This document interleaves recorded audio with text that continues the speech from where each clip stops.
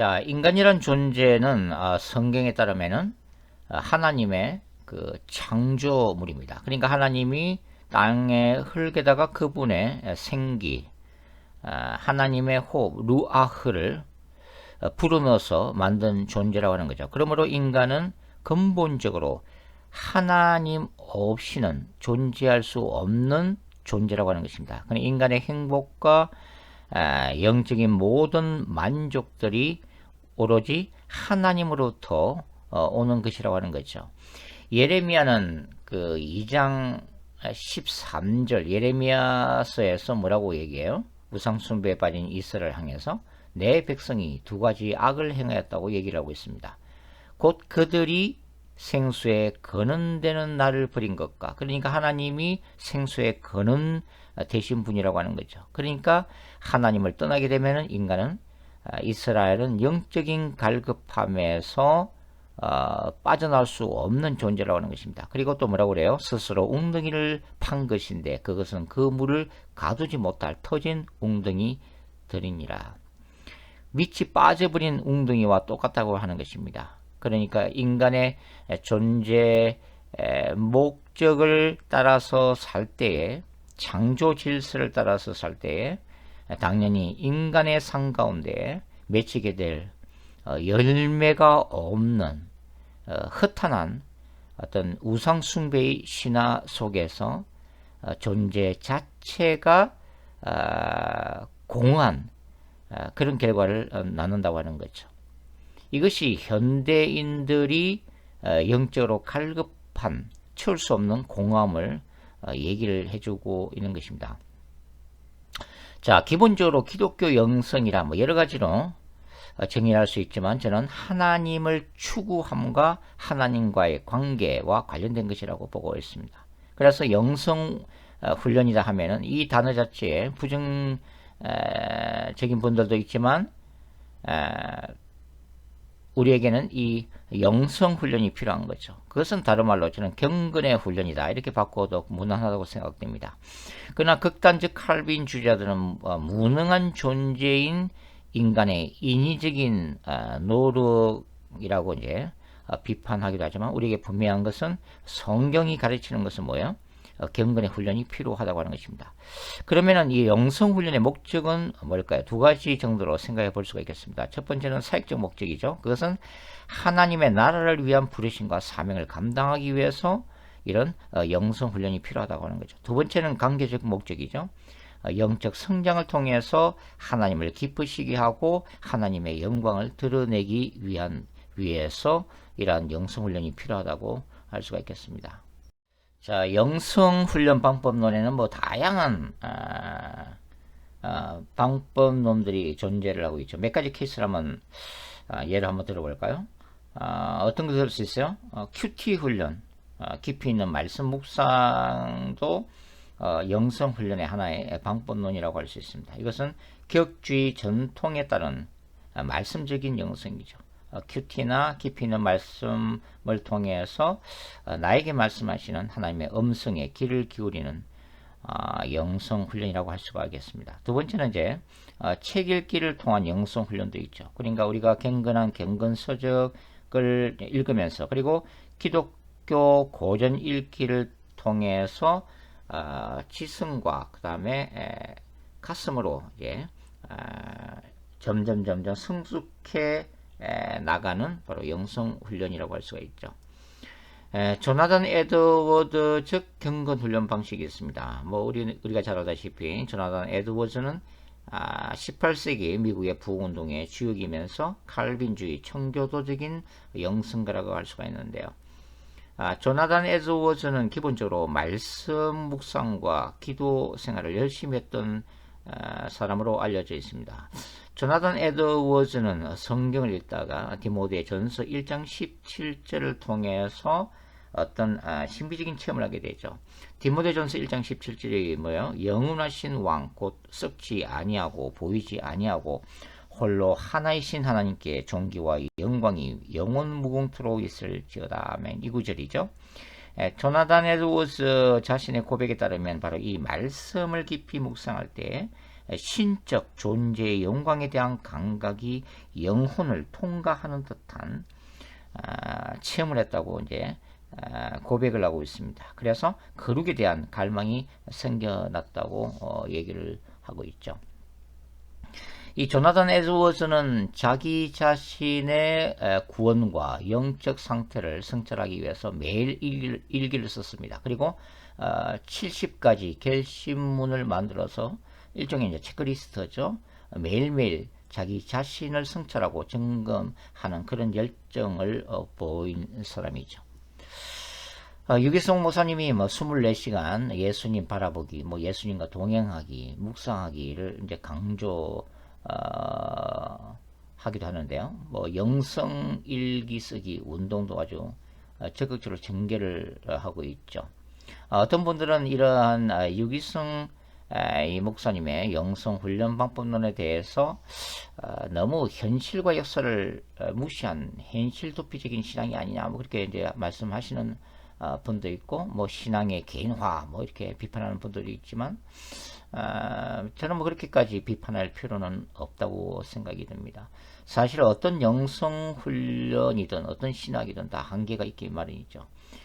복음의 공공성을 주장하는 분들이나 민중신학적인 이런 영성을 강조하는 분들도 마찬가지죠. 사회적인 정의 실현이나 고통당하는 자들에 대한 구원을 강조를 하지만 이런 사회 구원적 영성은 또 역설적으로 개인적인 영성이나 개인 구원은 또 도외시하는 그런 단점도 가지고 있기 때문이죠.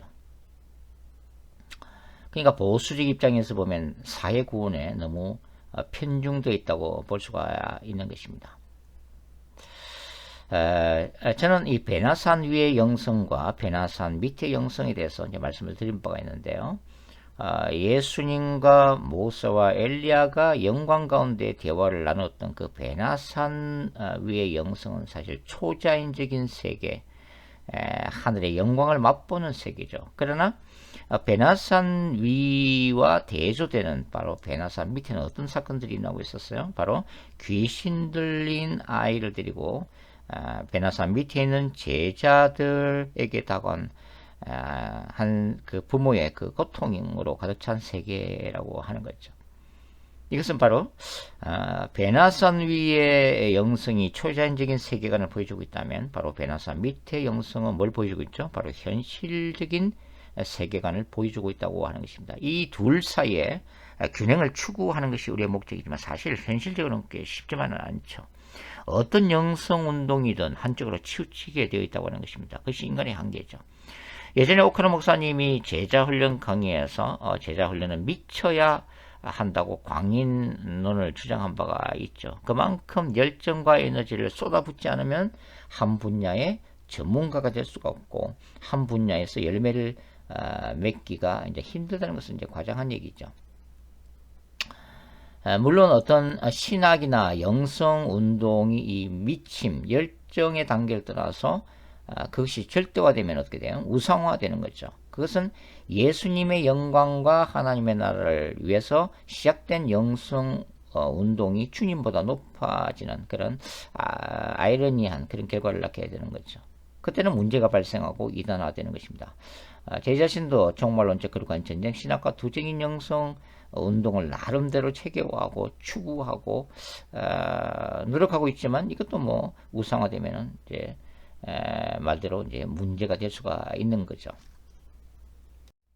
자, 마이크 비커 목사님이 이끄는 이 아얍 운동, 요즘에는 많이 열기가 식었습니다만은 한때 굉장히 그 한국 분들에게도 뜨거운 선풍적인 인기를 끌었던 적이 있습니다. 영성 훈련의 하나로서 하나님의 임재 체험을 위한 24시간 찬양과 기도라는 틀을 통해서 어떤 영적인 성장 또 어떤 영성 훈련 이런 것들을 경험할 수 있는 하나의 그 운동이죠. 영성 운동입니다. 그러나 아이야 요즘에는 제가 모르겠습니다만은 예전에는 소위 말해서 베나산 위에만 너무 머물러 있다는 그런 단점을 제가 제시한 적이 있습니다. 왜냐면은 24시간 찬양하고 기도한다는 것이 너무나 귀한 측면도 있지만 어떤 직장과 또 가정으로 돌아와서 그 가운데 하나님의 나라를 확장해야 할 또 젊은이들이 너무 또 아예 합에만 몇 년 계속 머물러 있는 사례들을 보면 또 그 나름대로 또 단점을 또 찾아볼 수가 있는 거죠. 그 다음에 오순절 신학과 은사주의 운동이 있습니다. 뭐 이것은 한국의 기도원 운동이나 또 신사도 개혁 운동을 다 포함하는 그러한 운동이죠. 바로 이러한 은사주의를 통한 영성훈련 방법을 따르는 분들도 상당히 많습니다. 기본적으로는 뜨거운 기도 운동에 기초하고 있는데요. 뭐 방언기도나 통성기도, 명령기도, 전투기도, 뭐 중보기도 이런 다양한 뜨거운 기도 운동의 기초 위에서 방언과 예언, 축사와 기름 부으심, 영적 전쟁을 통한 어떤 영적 성장과 하나님 나라 확장을 목표로 하고 있는 그런 영성 운동이고, 또 이런 것들이 영성 훈련 하나의 방법론이 또 될 수가 있는 거죠. 그 다음에 뭐 돌아가신 조용기 목사님이 주장한 4차원 영성도 우리가 예를 들 수가 있겠습니다. 이 4차원 영성은 뭐 지금도 뭐 순복음 교회 안에서는 아직도 추종하는 분들이 많죠. 그것은 우리가 적극적인 말과 긍정적인 생각과 꿈을 가질 때 우리의 영적인 세계가 변화되어 현실에까지 영향을 미치게 된다는 그런 사상을 담고 있습니다. 이 조 목사님은 그의 책을 통해서 그런 얘기를 한 적이 있죠.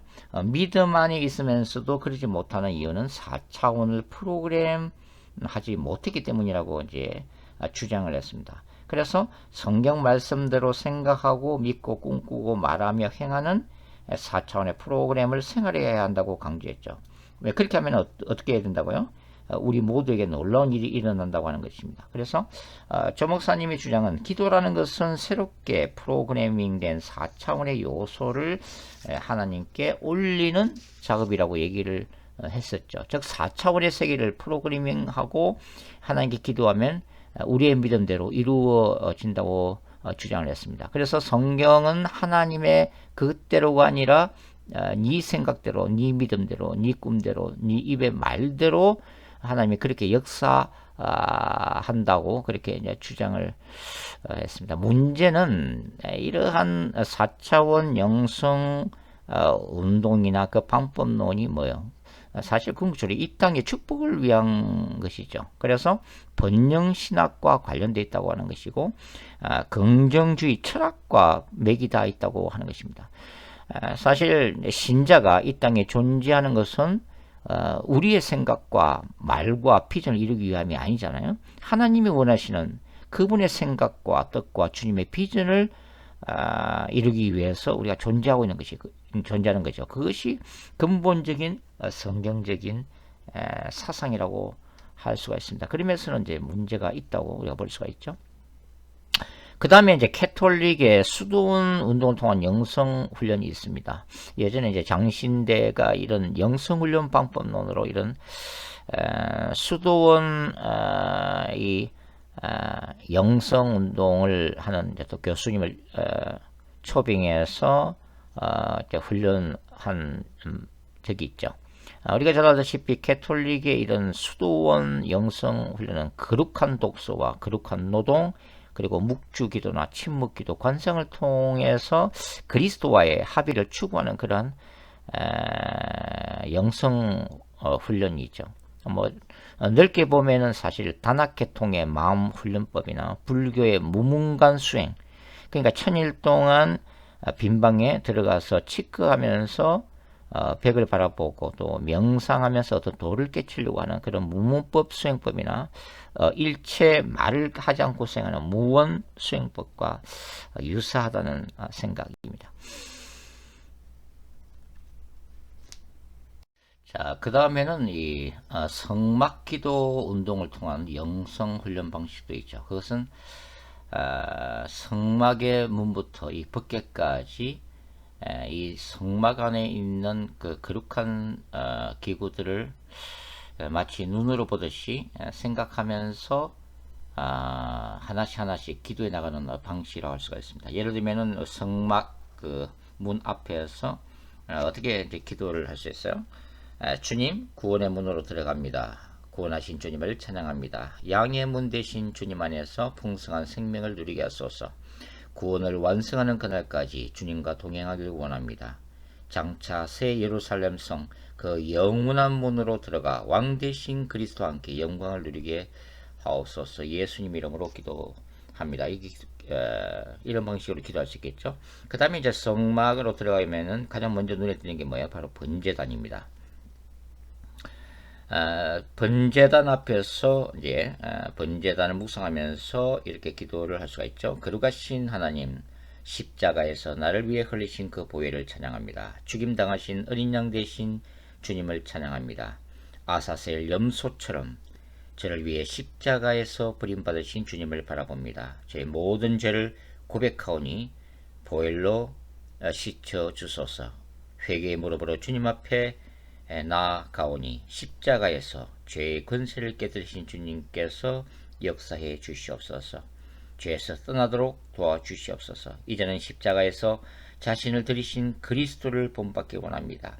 진실한 제자의 길을 걷기 원합니다. 영적 어린아이의 자리에서 자라나 순교자의 삶을 살게 하옵소서. 이렇게 이제 기도하는 거죠.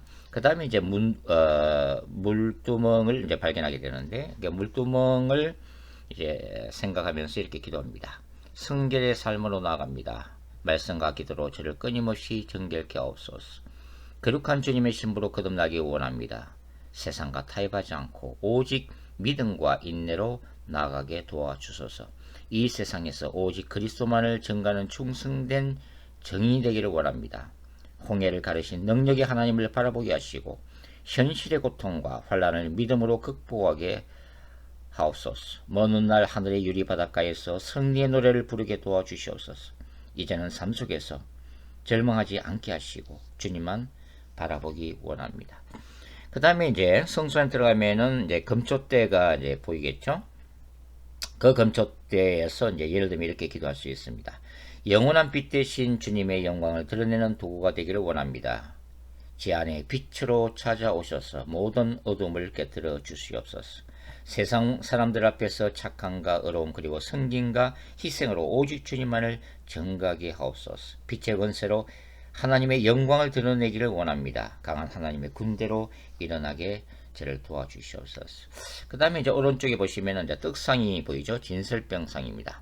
일용할 양식을 주신 주님께 감사드립니다. 영혼의 떡인 하나님의 말씀을 날마다 먹게 하시고 저의 영혼이 주님 보시기에 아름답고 풍성되게 하옵소서. 생명의 떡으로 오신 주님을 찬양하고 묵상합니다. 주님만을 제 안에 채우기를 원합니다. 주님만을 갈망합니다. 흔들리는 이 세상에서 흔들리지 않는 지혜로 세워주시고 이 마지막 때를 살아가면서 저를 통해서 이루시고자 하시는 주님의 뜻을 말씀과 비전으로 삼게 도와주시옵소서. 그 다음에 이제 분향단 앞에서 어떻게 기도할 수 있어요? 분향단은 바로 기도 그 자체를 의미하고 있는 거죠. 끊임없이 타오르는 아름다운 향기같이 저의 기도 생활이 주님 앞에 아름다운 향이 되게 하옵소서. 이제는 주님의 나라와 의를 위해 중보 기도하게 하시고 주님의 뜻이 하늘에서 이룬같이 땅에서 이루어지는 그날까지 하늘의 금향단에 저의 기도가 가득 차게 하옵소서. 성령의 인도하심을 따라 드리는 저의 기도에 하늘의 능력을 부어 주옵소서. 기도 가운데 주님과 동행하며 기도를 통해 이 땅의 교회들이 다시 일어나며 영혼들이 주께로 돌아온 영광을 보게 하옵소서. 그 다음에 이제 대제사장을 이제 묵상하면서 이렇게 기도할 수 있겠죠. 영원한 대제사장 되신 예수님 앞에 엎드립니다. 주님만을 찬양합니다. 주님의 이름을 존귀케 할 때 저를 존귀케 하시는 주님. 대제사장의 흉패에 새겨진 12보석을 통해 다가오는 새하늘과 새 땅을 믿음으로 바라봅니다. 때때로 일어날 힘조차 제게 없을 때 그 영원한 소망으로 다시 일어나 앞으로 나아가게 하옵시고 그 영광의 능력으로 승리하게 하옵소서. 그 다음에 이제 휘장을 볼 수가 있습니다. 둘째 휘장이죠. 성소와 지성소를 가로막고 있는 휘장 앞에서 어떻게 기도할 수 있을까요? 십자가에서 저를 위해 찢으신 주님의 살과 흘리신 보혈로 인해 감사드립니다. 오직 그 십자가의 보혈에 의지하여 하나님 앞에 아름다운 예배자가 되게 하시고 날마다 찢겨진 휘장을 통해 주님의 영광으로 들어갈 수 있도록 저를 도와주소서. 주님이 창조하신 보이는 세계와 보이지 않는 세계를 믿음으로 바라보게 하시고 그 모든 것을 다스리시는 주님만을 의지하게 하옵소서. 그 다음에 성막의 그 지성소 외에는 뭐가 있죠? 구름기둥과 불기둥이 있습니다. 구름기둥과 불기둥은 뭐 오늘의 성령의 인도하심을 의미하겠죠. 그럼 어떻게 기도할 수 있을까요? 뭐 예를 들면 이렇게 기도할 수 있겠죠. 지금까지 제 인생길을 인도해 주신 성령님께 감사드립니다. 제가 가는 길이 어떤 길이든 주님의 뜻이라면 죽기까지 순종하는 자녀가 되게 도와주옵소서. 이 땅의 나그네의 삶이 끝나고 주님의 보좌 앞에 서는 그 순간까지 성령께서 저를 인도하여 주옵소서. 주님이 주신 성령의 권능에 붙들려 오직 하나님의 영광만을 구하게 하소서. 그 다음에 이제 지성소에 들어가서 바로 법궤 위에 계신 하나님의 임재를 묵상하면서 기도할 수가 있겠습니다. 기도 가운데 찬양과 말씀 가운데 지성소로 들어갑니다. 거룩하신 주님의 발 앞에 엎드려 주님을 찬양하고 높여드립니다. 거룩한 신부로 주님과 함께 동행하길 원합니다. 모세같이 엘리야같이 하늘의 영광을 맛보게 하옵소서. 저를 향한 주님의 뜻을 알게 하시고 충만한 하늘의 영광으로 이 땅에서 승리하게 도와주시옵소서. 하늘의 능력을 겸손하고 거룩하게 이 땅에 풀어내는 도구가 되게 하옵소서. 영원히 주님의 보좌 앞에 서는 그 순간까지, 주님의 심판대 앞에 서는 그날까지 주님의 다시 오심을 넓게 준비하게 하옵소서. 예수님의 이름으로 기도드립니다. 아멘. 이렇게 이제 이런 방식으로 이제 성막의 각 기물들을 묵상하고 바라보면서 기도할 수가 있겠죠. 개인적으로 뭐 깊이 기도 들어갈 때는 1시간 이상 할 수도 있겠고, 또 이것을 전체가 모여서 공동체적으로 이렇게 함께 각자 나름으로 이게 기도할 수 있는 거죠. 어떤 목사님은 자신의 그 영성 훈련 방식을 이제 소개한 바가 있는데, 그것이 바로 이제 갈릴리 호수와 사해의 영성이다라고 이제 말씀을 하신 적이 있습니다. 그러니까 이 갈릴리 호수는 어떤 곳이죠? 그러니까 헐몬산에 이제 그 물줄기를 받아서 이제 풍성한 그 물고기들이 뛰어노는 그런 호수죠. 갈릴리 호수는요. 근데 사해는 갇혀있기 때문에 이게 죽어버린 그런 바다죠. 그러니까 갈릴리 호수의 영성은 이 다른 사람에게 흘려보내는 축복들을 흘려보내는 영성, 남과 이렇게 나누는 그런 영성이죠. 그러나 이제 사해의 영성은 이 받기만 하고 쌓아두면서 썩고 변질되는 것을 의미할 수가 있다고 하는 것입니다. 그래서 이 목사님은 이 갈릴리와 이 사해를 묵상하면서 이 타인과 공동체, 이 사회적으로 베풀고 흘려보내는 삶과 사역의 기초로 삼고 있다고 이렇게 이제 말씀하신 적이 있습니다. 결국은 이런 다양한 영성훈련 방법론 중에서 결국은 각자에게 맞는 그런 영성훈련 방식이 있다고 하는 거죠. 이 다윗이 골리앗과 싸우러 나갈 때 처음에 이제 사울의 갑옷을 받았지만 자신의 몸에 안 맞으니까 결국은 자신이 평상시에 그 목동의 모습 그대로 이제 나가지 않습니까? 마찬가지로 어떤 영성을 무조건적으로 추종하기보다는 자신에게 맞는 영성 훈련 방식을 선택하고 지속적으로 추구하는 것이 효과적이라고 하는 거죠. 자, 그 다음에는 정말로 거룩한 전쟁 신학과 이 두정인 영성론의 기초에서 이 내면 세계와 거룩한 전쟁에 대해서 좀 생각을 해보겠습니다. 자, 영성 훈련이나 영적 성장에 있어서 고려할 것은 무엇이 가장 큰 장애물인가 하는 것이죠. 그러니까 성경에서 가장 강조하는 핵심적인 메시지이기도 한데, 저는 그것이 이제 하나님과의 관계를 파괴하는 인간 내면의 그 죄악과 그 다음에 그 배후에서 역사는 사탄의 활동으로 이제 생각을 하고 있습니다.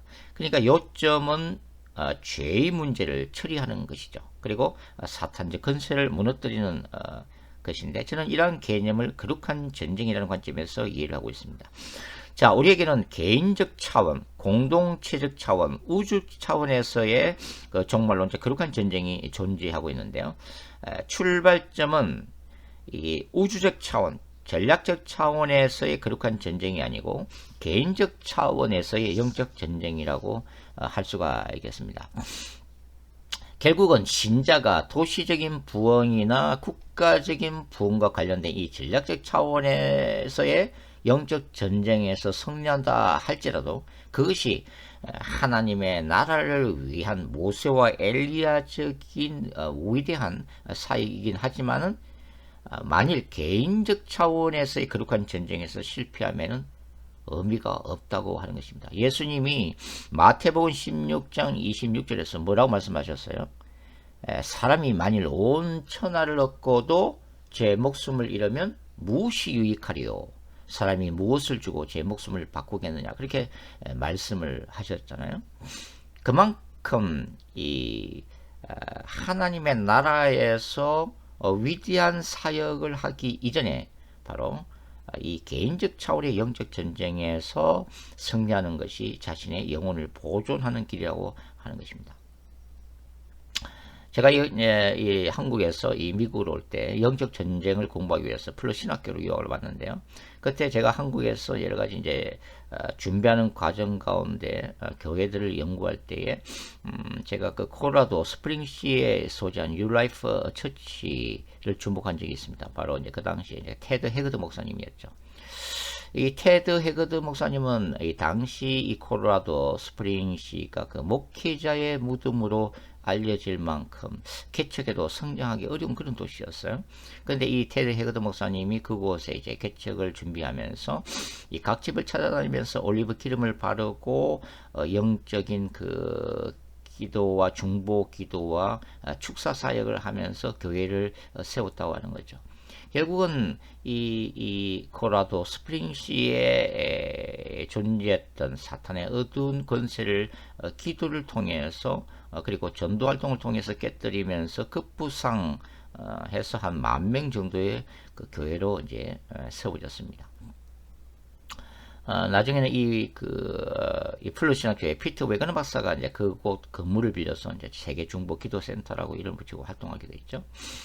그런데 이 영적 전쟁의 사역을 통해서 전 세계적으로 알려졌던 이 교회가 2006년도에 동성애 사건으로 이제 무너지게 됩니다. 바로 테드 헤그드 이 목사가 개인적으로 이 동성애에 연루가 되었던 거죠.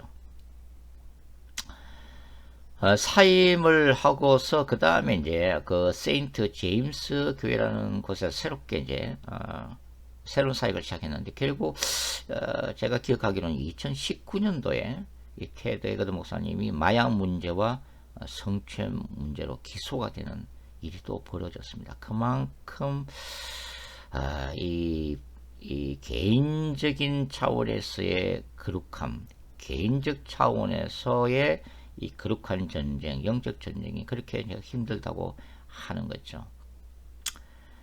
사역에서는 성공했지만은 결국은 개인적인 거룩함의 추구에서 실패했기 때문에 결국 테드 헤그드 목사님은 개인적으로도 무너지고 또 교회적인 사이에서도 무너지는 그런 결과를 가져왔다고 하는 것입니다.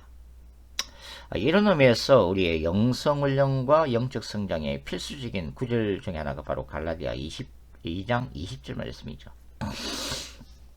내가 그리스도와 함께 십자가에 못 박혔나니 그런즉 이제는 내가 산 것이 아니요 오직 내 안에 그리스도께서 사시는 것이라. 이제 내가 육체 가운데 사는 것은 나를 사랑하사 나를 위하여 자기 자신을 버리신 하나님의 아들을 믿는 믿음 안에서 사는 것이다. 자, 십자가에서의 자 죽임이라는 교리를 발견할 수 있는 바로 그 구절이죠.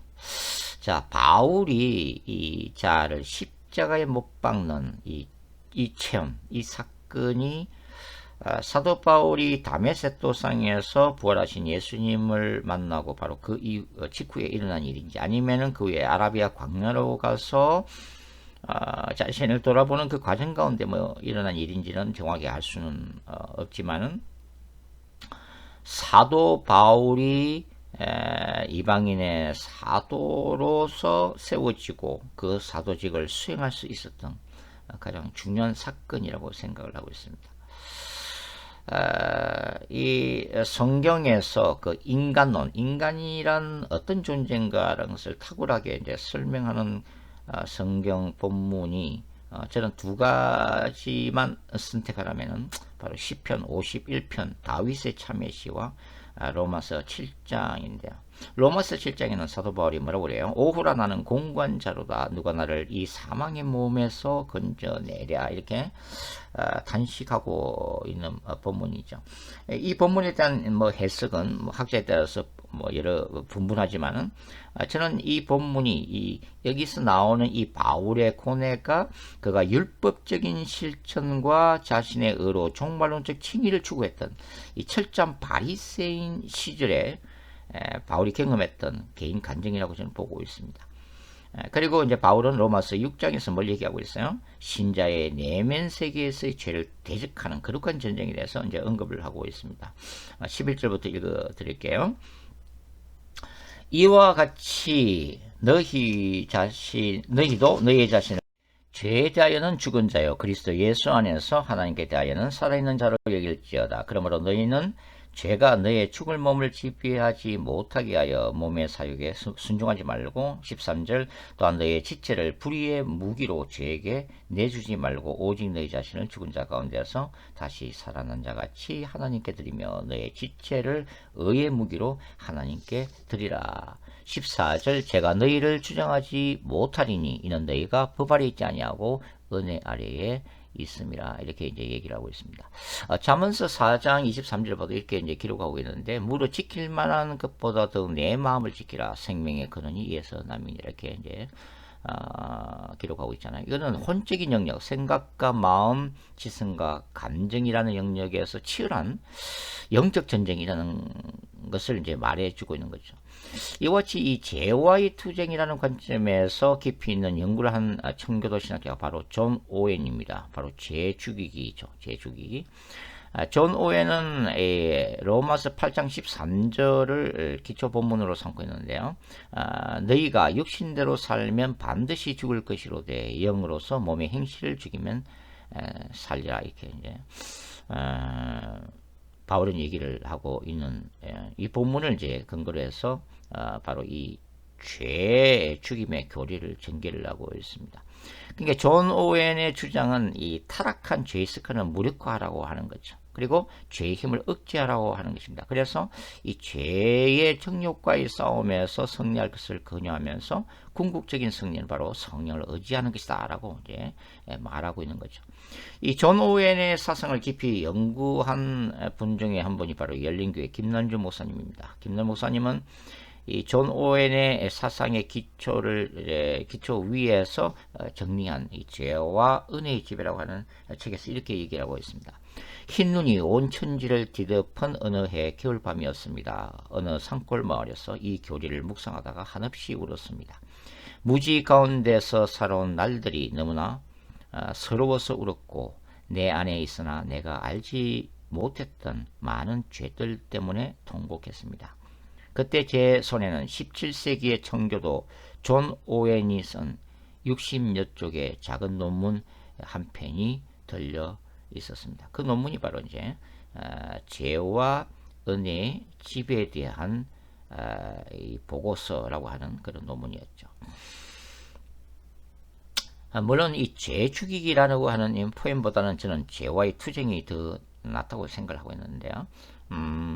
그리스도 안에서 우리는 이 죄와 사탄에 대해서 이미 승리를 얻었지만 뭐예요? 그러나 아직 완성된 것은 아니라고 하는 것입니다. 그러니까 죄의 완전한 지배에서는 벗어났지만 신자는 완전한 존재가 아니라고 하는 거죠. 자, 바울은 로마서 6장 1절에서 뭘 얘기하고 있어요? 신자가 은혜를 더하기 위해 역설적으로 고의적인 죄를 지을 수 없는 존재임을 강조하고 있습니다. 이 말의 의미가 뭐예요? 칭의 이후에 신자가 절대로 죄를 지을 수 없는 존재로 본성상 완전히 변화되었다. 뭐 그런 의미가 아니라 죄에 대해서 이제는 충분히 싸울 수 있는 존재로 변화되었다라는 것을 의미하고 있는 거죠. 여기서 계속 죄를 짓는다 해서 이 짓는다라고 하는 헬라어 이 에피메노는 현재 능동태입니다. 그러니까 일정한 장소에 반복해서 머물거나 지속적으로 거주한다고 하는 의미를 가지고 있는 거죠. 비유하자면 칭의 이전에 죄와 사탄의 지배 아래에서 노예 상태로 머물렀던 바로 그 장소에서 이제는 그리스도로 말미암아 속박에 사슬이 끊어져서 충분히 이제 빠져나왔다고 하는 거죠. 자유의 몸이 되었다고 하는 것입니다. 근데 이 자유의 몸이 될 수 있음에도 불구하고 뭐예요? 자신의 자유 의지로 그 계속 죄악된 그곳에 머물러 있으면서 죄를 고의적으로 짓는 상태를 말하고 있는 거죠. 바울은 죄와 사탄으로부터 자유로워진 상태에 대해서 로마서 6장 2절에서는 죄에 대해서 죽었다라고 이제 표현하고 있잖아요. 이 죽다라고 하는 것은 단절을 의미하고 있는 것입니다. 이 전체사 아포가 이제 분리나 이탈을 의미하는 거죠. 뭐 예를 들면 뭐 육체적인 죽음은 육체와 영혼이 서로 분리되는 것을 말하는 거죠. 그러면 영적인 죽음이란 뭘 얘기하는 거예요? 하나님과 인간이 영혼이 분리되는 상태를 의미하고 있는 것입니다. 따라서 죄에 대해서 죽었다라고 이제 선포하는 것은 죄와 분리되었다라는 것을 선언하고 있는 거죠.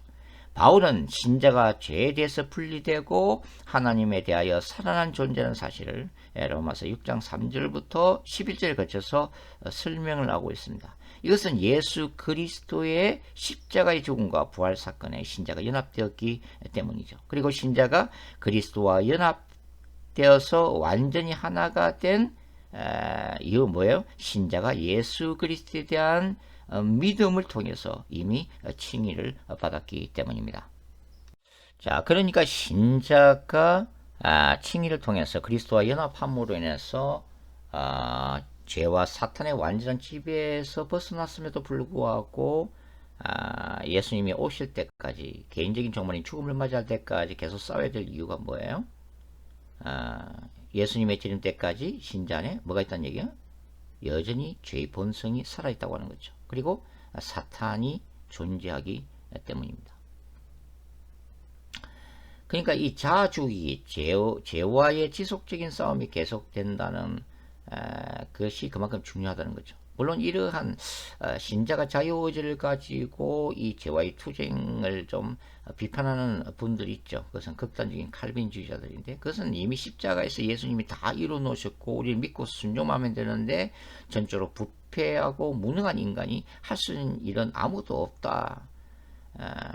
그것은 인간이 자신의 자신의 의를 드러내는 것이다. 뭐 이렇게 비판하는 분들은 있는데 그러나 성경은 우리에게 신자들에게 죄와 싸워야 될 거룩한 책임과 의무가 있다고 일깨우고 있습니다. 예를 들면 히브리서 12장 4절은 뭐라고 기록되어 있어요? 너희가 죄와 싸우되 아직 피 흘리기까지는 대항치 아니하고 무슨 얘기입니까?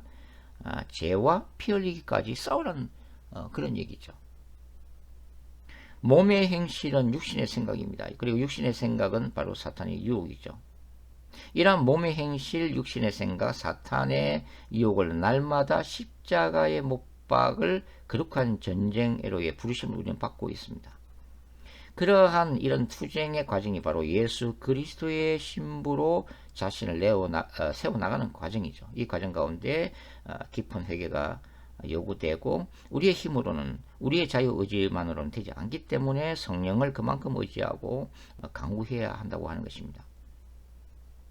이 죄 문제에 있어서 이제 한 가지 이제 구별은 되어야 될 것 같아요. 그것은 뭐냐면 내가 여전히 하나님을 사랑하고 예수 그리스도 안에 있지만 육신적인 연약함으로 인해서 반복적인 죄를 짓는 경우가 있고 이 죄인 줄 알면서도 의지적으로 그리고 지속적으로 회개를 거부하면서 그 마음이 교만하고 강팍해져서 계속 죄를 쌓아가는 케이스는 서로 다르다고 하는 거죠.